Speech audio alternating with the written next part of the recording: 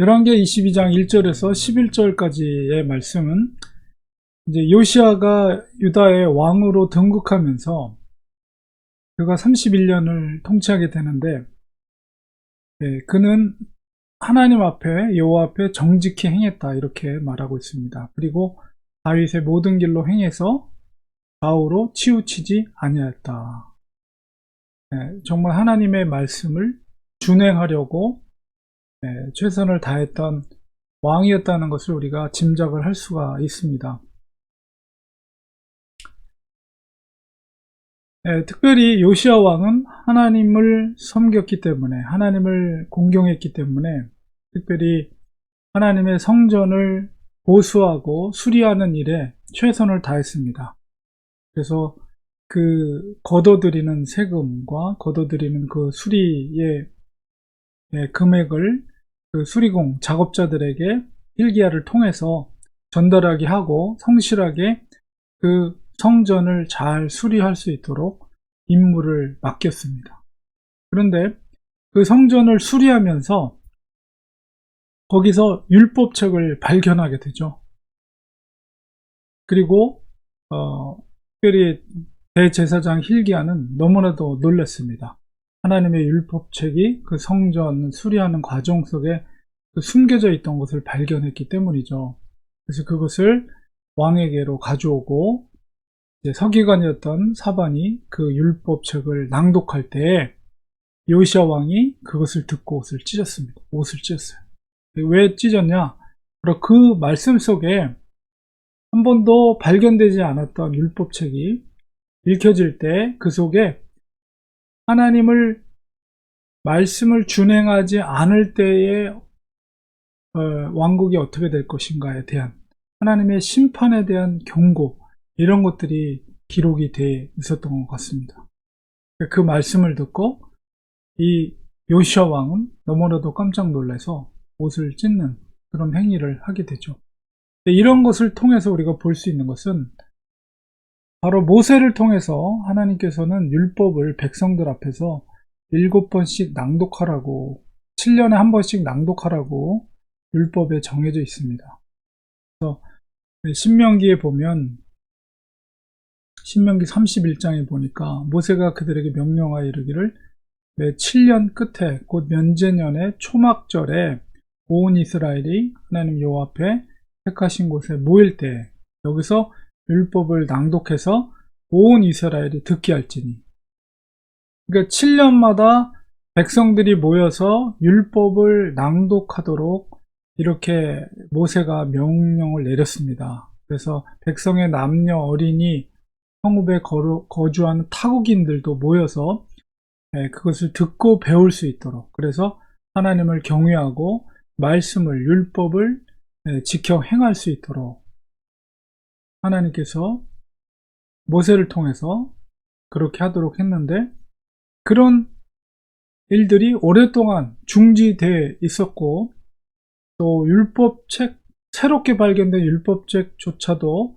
이렇게 놀라운 발견으로 했던 것으로 보았을 때 정말 율법책을 구하기도 어려웠고, 온전한 율법을 다 책으로 준비되어 있지 못한, 그만큼 시대 속에서 여러 왕들이 악행을 저질렀기 때문에 그 율법을 얼마나 가볍게 여겼겠어요. 그러니까 왜 성전에 그 율법책이 숨겨져 있었을까에 대한 것을 우리가 생각해 볼 때 아마도 분명한 좋은 의도 속에서 숨겼을 것입니다.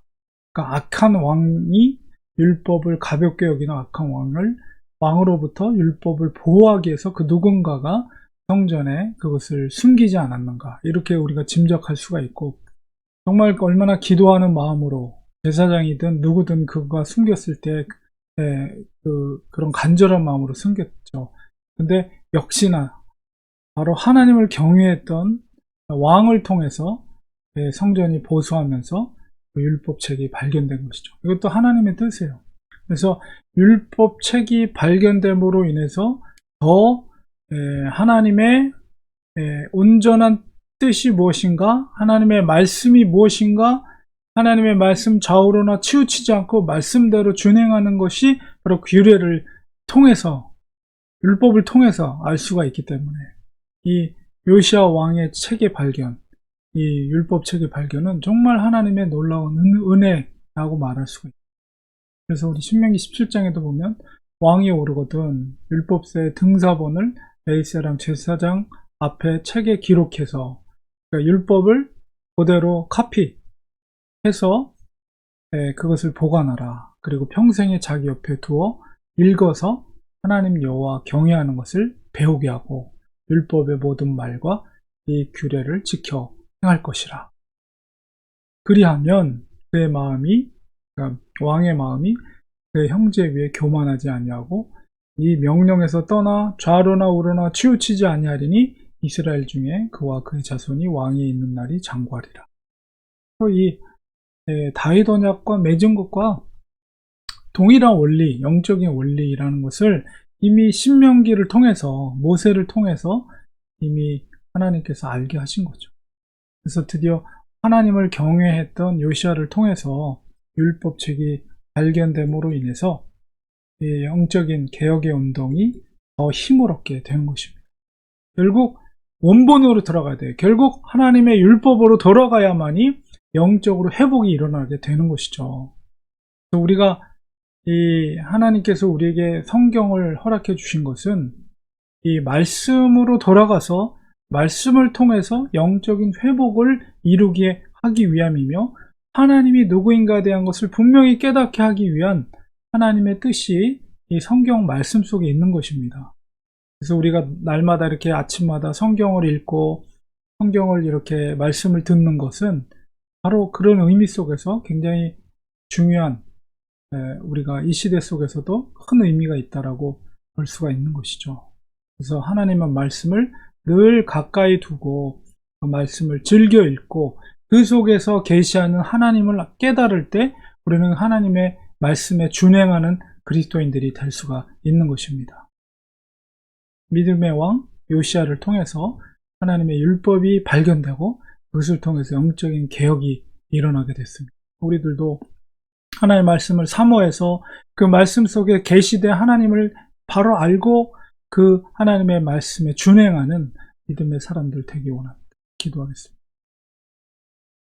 하나님 감사합니다. 오늘 말씀을 통해서 하나님을 경외했던 바로 요시야 왕을 통해서 성전에 숨겨졌던 율법책이 발견되고 그가 더욱더 하나님을 깊이 있게 깨달을 수 있고 또 백성들을 하나님의 말씀으로 지도할 수 있는 은혜를 베풀어 주셨습니다. 하나님께서 우리에게 성경책을 허락해 주셨습니다. 항상 가까이 말씀을 두고 말씀 속에 계시되 하나님을 또한 우리가 깨닫고 하나님의 뜻대로 준행하며 살 때 이 땅에서 주님의 약속의 형통, 언약의 약속 가운데 주님께서 도와주시고 형통케 하실 줄 믿습니다. 말씀에 준행하는 말씀을 사모하는 우리들에게 되게 하여 주시옵소서. 예수님의 이름으로 기도합니다. 아멘.